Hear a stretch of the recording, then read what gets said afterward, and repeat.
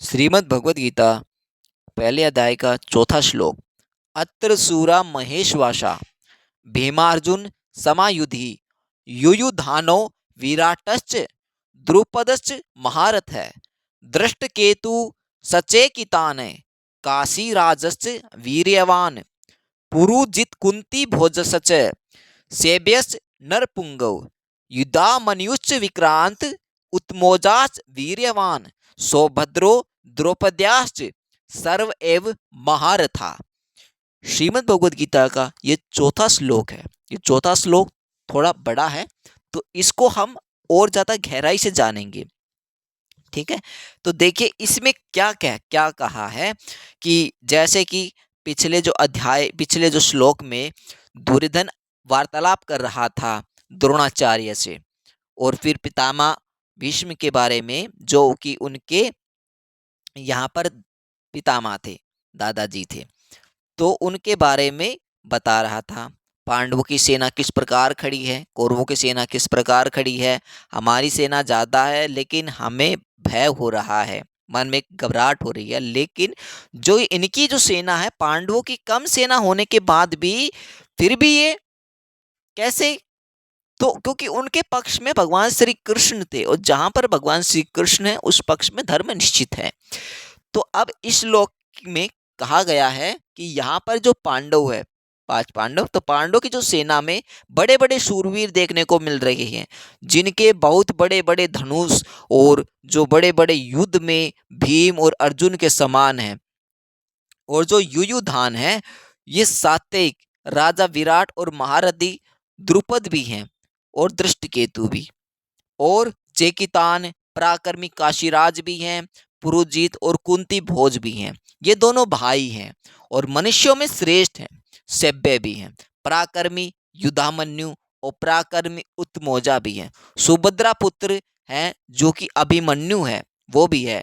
द्रौपदी के जो 5 पुत्र हैं वो भी हैं। ये सब के सब महारथी हैं, इसलिए इनको महारथी की श्रेणी में रखा गया है। अब देखिए, अत्र सूरा महेशवासा भीमार्जुन समायुधि, जिनके बाण चलाए जाते हैं, जिनसे बाण चलाए जाते हैं या फेंके जाते हैं, उनका नाम धनुष है। ऐसे बड़े बड़े ईश्वास, धनुष कहते हैं संस्कृत में, ईश्वास कहते हैं, वैसे धनुष कहते हैं। ऐसे बड़े बड़े धनुष जिनके पास है वे सभी महेशवास है, और वे बड़े धनुषों पर बाण चढ़ाने और प्रत्यंचा खींचने में बहुत बल लगता है। जोर से खींचकर छोड़ा गया बाण विशेष मार करता है। ऐसे बड़े बड़े धनुष पास में होने के कारण वे सभी शूरवीर हैं, बलवान हैं। ये मामूली योद्धा नहीं है। युद्ध में भीम और अर्जुन के समान है, और बल में ये भीम के समान है, और अस्त्र शस्त्र की कला में ये धनुधारी अर्जुन के समान है। युयुधान सात्विकी, अर्जुन से अस्त्र शस्त्र की तो विद्या सीखी थी, इसलिए भगवान श्री कृष्ण के द्वारा दुर्योधन को नारायण सेना देने पर भी यह कृतज्ञ होकर अर्जुन के पक्ष में ही रहा। कौन? युयुधान। द्रोणाचार्य के मन में अर्जुन के प्रति द्वेष भाव पैदा करने के लिए दुर्योधन महारथियों में सबसे पहले अर्जुन के शिष्य युयुधान का नाम लेता है। वे कहता है कि जो अर्जुन का जो शिष्य है, परम प्रिय शिष्य है, जिसको अर्जुन बहुत ज्यादा प्रेम करते, युयुधान। तात्पर्य ये है कि इस अर्जुन को तो देखिए, इसने आपसे ही अस्त्र चलाना सीखा, और आपने अर्जुन को यह वरदान भी दिया कि संसार में तुम्हारे समान कोई धनुधर न हो, ऐसा प्रयत्न करूंगा। आपने कहा, गुरु द्रोणाचार्य से कह रहे हैं दुर्योधन, इस तरह आपने तो अपने शिष्य अर्जुन पर इतना स्नेह, इतना प्यार रखा, पर ये जो कृतघ्न होकर आपके विपक्ष में लड़ने के लिए खड़ा है, जबकि अर्जुन का शिष्य युयुधान उसी के पक्ष में खड़ा है। युयुधान महाभारत युद्ध में न रहकर यादवों के आपसी युद्ध में मारे गए। अब देखो, इसको समझो कि जो गुरु द्रोणाचार्य थे, इतना स्नेह था अर्जुन से, इतना प्यार था, इतना ज्यादा स्नेह था अर्जुन से, उन्होंने ये तक कह दिया था कि पूरे जो जितने भी महायोद्धा बनेंगे अस्त्र शस्त्र चलाने में, तो सबसे ज्यादा धनुधारी और धनुष चलाने में तुम ही निपुण रहोगे, तुम्हारे बराबर के टक्कर में कोई नहीं होगा, ऐसा मैं प्रयत्न करूंगा। और दुर्योधन ये कह रहा है कि अर्जुन का जो शिष्य है। कौन? युयुधान। वो किसकी सेना में खड़ा है? अर्जुन की सेना में खड़ा, पांडवों की सेना में खड़ा है। लेकिन आपने इतना स्नेह करने के बाद भी वो आपसे युद्ध करने को तैयार है, और आपने उसे अस्त्र शस्त्र चलाना सिखाया था। विराटश्च, जिसके कारण हमारे पक्ष का जो वीर सुशर्मा अपमानित किया गया, आपका आपको सम्मोहन अस्त्र से मोहित होना पड़ा, और हम लोगों को भी जिसकी गाय छोड़कर युद्ध में भागना पड़ा। ये जो राजा विराट है, ये आपके प्रतिपक्ष में खड़ा है। राजा विराट के साथ द्रोणाचार्य का ऐसा कोई वैर भाव या द्वेष भाव नहीं था, परंतु दुर्योधन तो यह समझता था कि अगर युयुधान के बाद मैं द्रुपद का नाम लूं तो द्रोणाचार्य के मन में भाव आएगा कि दुर्योधन पांडवों के विरोध में मेरे को उकसाकर युद्ध के लिए विशेषता प्रेरणा कर रहा है, और मेरे मन में पांडव के प्रति वैर भाव पैदा कर रहा है। इसलिए दुर्योधन द्रुपद के नाम से पहले विराट का नाम लेता है, जिससे द्रोणाचार्य मेरी चालाकी न समझ सके और युद्ध करे। राजा विराट, उत्तर श्वेत और शंख नामक तीनों पुत्रों सहित महाभारत में फिर युद्ध में मारे जाते हैं। द्रुपद से महारत है। आपने तो द्रुपद को पहले ही मित्रता याद दिला दी, पर उसने सभा में यह कहकर आपका अपमान किया कि मैं राजा हूं और तुम भिक्षुक हो, अतः मेरी तुम्हारी मित्रता कैसी। और इस वैर भाव के कारण आपको मारने के लिए भी पुत्र पैदा किया। वही महारथी द्रुपद आपस में लड़ने के लिए आपके विपक्ष में खड़ा है। राजा द्रुपद और युद्ध में द्रोणाचार्य के हाथों से मारे गए। दृष्टकेतु, यह दृष्टकेतु कितना मूर्ख है कि जिसके पिता शिशुपाल को कृष्ण ने भरी सभा में चक्कर से मार डाला, उसी कृष्ण के पक्ष में यह लड़ने के लिए खड़ा है। भगवान श्री कृष्ण ने वचन दिया था शिशुपाल की माता को कि मैं इसके 99 अपराध को क्षमा कर दूंगा, लेकिन इसका 100वां जो अपराध होगा उसको मैं क्षमा नहीं करूंगा। तो भरी सभा में शिशुपाल ने 99 बार भगवान श्री कृष्ण को अपशब्द कहे गए, और जब 100वीं बार कहने लगा तब सावधान कर भी दिया, फिर भी वह नहीं माना क्योंकि दुष्ट बुद्धि वाला था। तब 100वीं बार जब उन्होंने अपराध किया तो भगवान श्री कृष्ण ने सुदर्शन चक्र प्रकट करके बड़ी सभा में उसका मस्तक धड़ से अलग कर दिया। और इसी बात को कह रहे हैं कि दृष्टकेतु है ना, ये कितना मूर्ख है। ये जो दृष्टकेतु है ये कितना मूर्ख है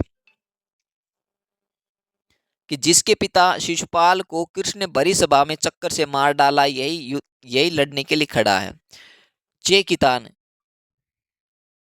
सब यादव सेना तो हमारी ओर से लड़ने के लिए तैयार है, और यह यादव चेकितान पांडवों की सेना में खड़ा है। अब काशीराज से वीर्यवान, ये काशीराज बड़ा ही शूरवीर और महारथी है, यह भी पांडवों की सेना में खड़ा, इसलिए आप सावधानी से युद्ध करना क्योंकि यह बड़ा पराक्रमी है। अब काशीराज है वो भी महाभारत के युद्ध में मारा गया। जो पुरुजित्तु कुंती भोजश्च कहा है कि पुरुजीत और कुंती भोज ये दोनों कुंती के भाई होने से हमारे और पांडवों के क्या लगे नाते में मामा, इनमें इनके मन में पक्षपात होने के कारण ये हमारे विपक्ष में युद्ध करने के लिए खड़े हैं।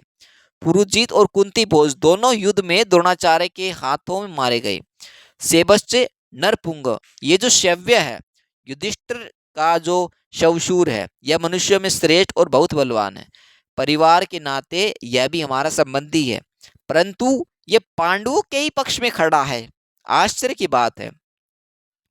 युधा मनुष्च विक्रांत उत्तमोजासच वीर्यवान, पांचाल देश के जो बड़े बलवान और वीर योद्धा युद्धामन्यु तथा उत्तमोजा मेरे वेरी अर्जुन के रथ के पहियों की रक्षा में नियुक्त किए गए। आप उनकी ओर भी नजर रखना।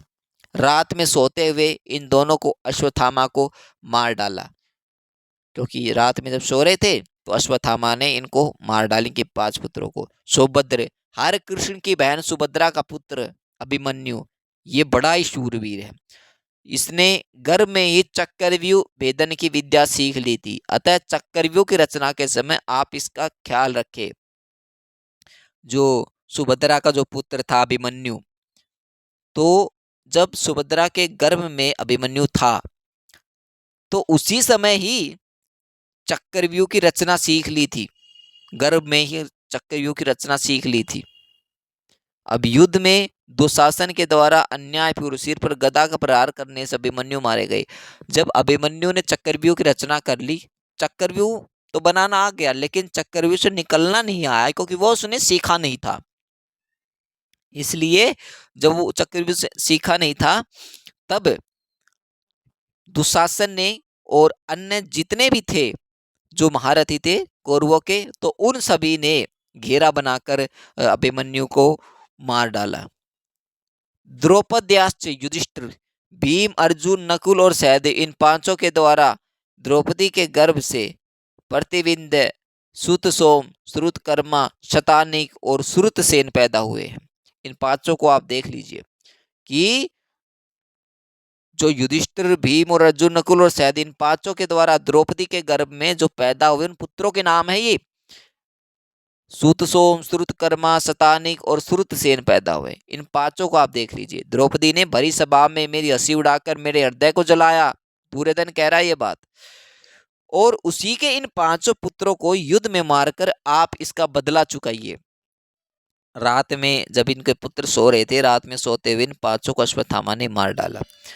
सर्व एवं महारथा, ये सब के सब महारथी हैं जो शास्त्र और शस्त्र विद्या दोनों में प्रवीण हैं और युद्ध में अकेले ही एक साथ 10,000 धनुधारी योद्धाओं का संचालन कर सकता है, उस वीर पुरुष को महारथी कहते हैं। ऐसे बहुत सी महारथी पांडव सेना में खड़े हैं और आज भी अश्वत्थामा श्राप के कारण जीवित है, वह मरा नहीं है, आज भी जीवित है। भगवान श्री कृष्ण का श्राप लगा हुआ है उसे, क्योंकि उन्होंने निर्दोष बच्चों का रात के समय पांडव समझकर उनको मार डाला।